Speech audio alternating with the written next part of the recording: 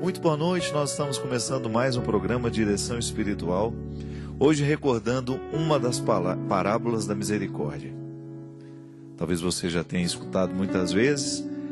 O Evangelho é o lugar privilegiado da revelação de Deus para nós, porque nele toda a verdade que Jesus nos apresenta sobre Deus está manifesta e escrita. Os Evangelhos são frutos da convivência dos apóstolos, dos discípulos. Na verdade, eles nos narram a história e a vida de Jesus e todo o seu esforço de nos revelar quem é Deus. E é interessante que há um momento dos Evangelhos em que nós chamamos das parábolas da misericórdia, onde Jesus conta histórias muito bonitas para nos revelar o amor de Deus, para nos revelar a ternura do coração de Deus. Você pode se recordar, você já deve ter escutado tantas vezes a história da ovelha perdida, quando Jesus compara o amor que aquele pastor tem pela ovelha. Ele vai buscar a ovelha que está perdida, ele não deixa que ela continue esquecida, ele guarda de maneira responsável, né? Ele precisa deixar as 99 que estão ali. Aparentemente pode parecer uma irresponsabilidade, né?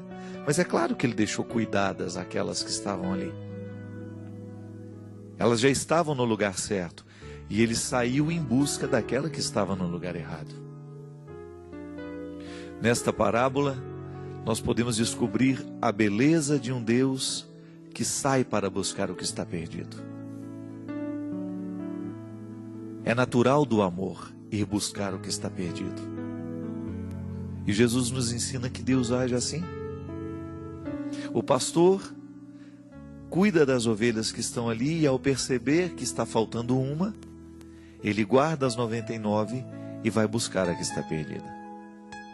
Também dentro das parábolas da misericórdia nós encontramos a história do filho pródigo, daquele rapaz que resolveu pedir a parte da herança e ir embora.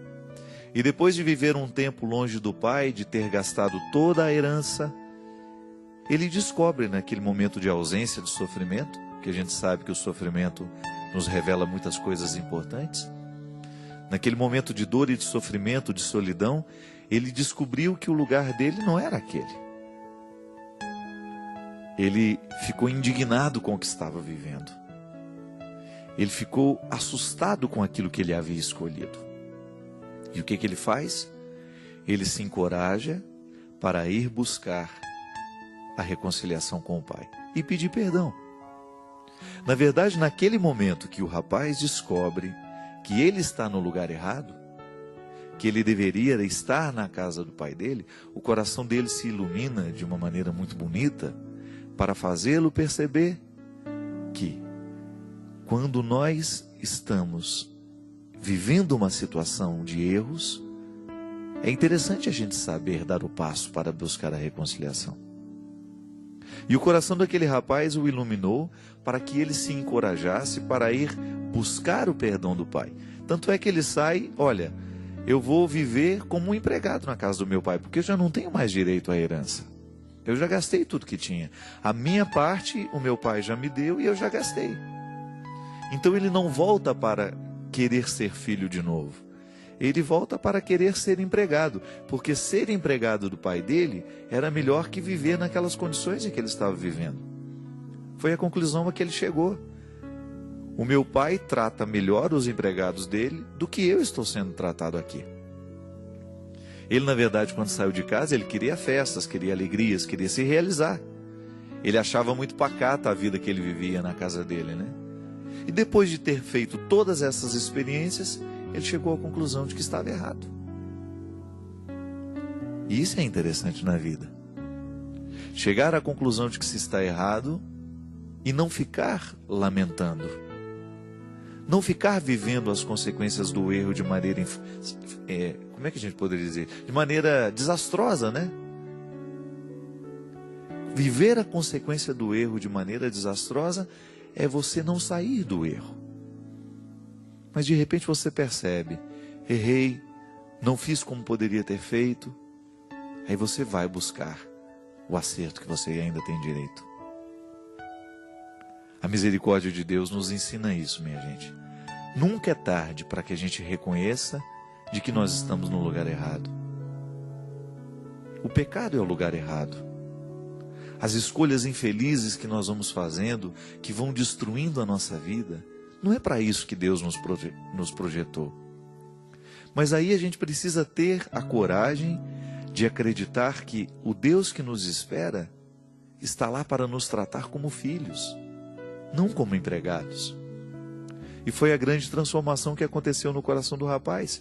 Imagina ele voltando para casa, desejoso de reencontrar um lugar na fazenda do pai, mas para ser um empregado, porque ele não se sentia merecedor de ser reintegrado à família, de ser tratado como filho, porque foi ele mesmo que não quis mais. Existia uma lógica nessa história, né? É justo. Mas quando ele vai preparando o discurso para pedir perdão, para pedir que o pai o tratasse então como um empregado dos seus lá, ele encontra o olhar misericordioso do pai, que não deixou ele falar nada. E já mandou preparar uma festa, já mandou preparar um banquete, porque naquela casa era dia de alegria. O filho que estava perdido retornou. Aquilo que estava desencontrado foi reencontrado. Aquilo que estava desestruturado foi reestruturado. E a lógica que até então poderia ter prevalecido, de que um filho que perde o direito porque gastou tudo, foi reintegrado na mesma condição de antes. Às vezes a misericórdia de Deus, quando aplicada, parece injustiça aos olhos dos homens, né? Foi justamente o que pensou aquele rapaz. Pai, o Senhor não está sendo justo. Eu fico aqui ao lado do Senhor o tempo todo, faço tudo o que o Senhor me pede. E esse meu irmão, que foi embora, gastou tudo, deixou o Senhor aqui sozinho, o Senhor o trata de um jeito como o Senhor nunca me tratou. Porque, na verdade, aquela experiência de misericórdia, ela parecia injustiça aos olhos do irmão. Você já observou que muitas vezes nós pensamos isso também? Muitas vezes nós agimos como esse segundo filho, quando a gente vê as pessoas vivendo a vida que estão levando, e a gente tem dificuldade de pensar que Deus possa amá-las do mesmo jeito que ama a nós. Talvez você fique pensando, né? Eu faço o meu esforço para ser melhor, eu faço isso, faço aquilo. E olha as pessoas que estão vivendo de maneira tão irregular. Será que Deus ama do mesmo jeito? Ama, minha gente. A gente não tem como negar o amor de Deus por nós. O que a gente também precisa ter clareza é que viver na casa do Pai não é prejuízo. O rapaz interpretou como um prejuízo, mas não é. Tanto é que se fosse bom viver lá fora, o rapaz não teria voltado. Viver na presença de Deus não é prejuízo. Nós não podemos encarar a nossa religião como um peso sobre nós, como um código de restrições, não. Não é prejuízo estar na casa do Pai, é o contrário. E aquele rapaz precisou sair, viver todo o processo das perdas, do sofrimento, da solidão, para redescobrir que o lugar dele era na casa do Pai. Por isso o filho que estava em casa e que achou que era estranho, que era no mínimo injusto o pai fazer aquela festa toda, não havia convertido o coração dele para descobrir que estar na casa do Pai não é prejuízo. Que estar na presença de Deus não é prejuízo nenhum. Muitas vezes nós interpretamos a parábola, né, de maneira, olha, é uma injustiça o que aconteceu. Mas só o coração de Deus pode nos ensinar que não. Que Deus se alegra muito com cada filho que retorna. E talvez hoje você esteja precisando ouvir isso. Talvez hoje você esteja protagonizando um lado dessa história. Ou você é o filho que foi embora e precisa reaprender a voltar, ou você é o filho que continua ao lado do pai, que precisa reaprender a aceitar os que precisam voltar. De alguma maneira nós precisamos viver essa misericórdia. De alguma maneira esta parábola tem que ser real na nossa vida. Porque a condição humana nos coloca o tempo todo nessa experiência de partir e de voltar. E nós precisamos aprender a dar esses passos, tanto para voltar à direção que nós precisamos voltar, ou então para receber bem aqueles que precisam retornar. Essa é a ação da igreja: abrir as portas para receber os que precisam voltar e, ao mesmo tempo, colocar no coração daqueles que estão ali dentro, que não partiram, que não foram embora, colocar no coração deles a certeza que não é prejuízo estar ali.